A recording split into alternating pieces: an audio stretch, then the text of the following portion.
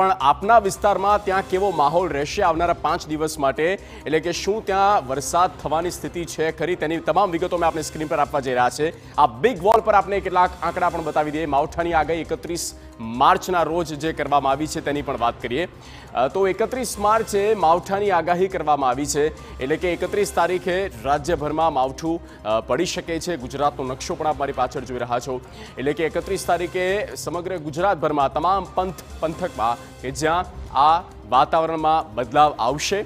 ત્યારબાદ માવઠાની જે આગાહી આપવામાં આવી છે તે 1 એપ્રિલે પણ આપવામાં આવી છે, અને 1 એપ્રિલની જ્યારે આપણે વાત કરીએ તો કયા કયા વિસ્તાર છે તેની પણ વિગતો આપણે વિગતે સ્ક્રીન પર આપી દઈએ।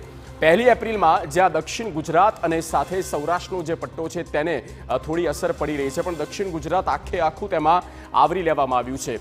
વલસાડ, નવસારી, ડાંગ, સુરત, તાપી, છોટાઉદેપુર, નર્મદા, ભરૂચ આ તરફ સૌરાષ્ટ્રની વાત કરીએ તો સૌરાષ્ટ્રનો જે લો લાઇન એરિયા છે તેમાં આપણે ભાવનગર કન્સિડર કરીએ, અમરેલી કન્સિડર કરીએ। આ એ જિલ્લા છે જ્યાં 1 એપ્રિલે માવઠાની આગાહી આપવામાં આવી છે, એટલે આ તમામ જિલ્લામાં 1 તારીખે વાતાવરણમાં બદલાવ આવવાનો જ છે, એ કન્ફર્મ છે આગાહી પ્રમાણે, અને છૂટાછવાયા વરસાદની પણ આગાહી આપી દેવામાં આવી છે। 2 એપ્રિલે જુઓ નકશામાં કેટલોક ફેરફાર આ પ્રિડિક્શન પ્રમાણે થયો છે, તેમાં મધ્ય ગુજરાતને આવરી લેવામાં આવ્યું છે। 2 એપ્રિલના રોજ મધ્ય ગુજરાત એટલે અમદાવાદ અને તેની આસપાસના જેટલા પણ જિલ્લા છે તે તેમાં આવરી લેવામાં આવ્યા છે। અરવલ્લી, મહીસાગર, દાહોદ, ખેડા, આણંદ, વડોદરા, છોટાઉદેપુર, નર્મદા, ભરૂચ, સુરત, તાપી, નવસારી, ડાંગ, વલસાડ આ એ જિલ્લા છે ત્યાં 2 એપ્રિલે વરસાદ થઈ શકે। ત્યારબાદ સૌરાષ્ટ્રમાં આવીએ તો સૌરાષ્ટ્રમાં ગીર સોમનાથ આ જિલ્લો એડ થયો છે અને બોટાદ જિલ્લો એડ થયો છે, એટલે કે 2 એપ્રિલે આ 4 જિલ્લા એવા છે કે જ્યાં માવઠાની આગાહી આપવામાં આવી છે, એટલે કે આમને તૈયાર રહેવું પડશે। ખાસ તો ખેડૂતો ધ્યાન રાખે, તાડપત્રી ખાસ તો રાખે। 3 એપ્રિલનો પણ એક પ્રિડિક્શન આપણે જોઈ લઈએ।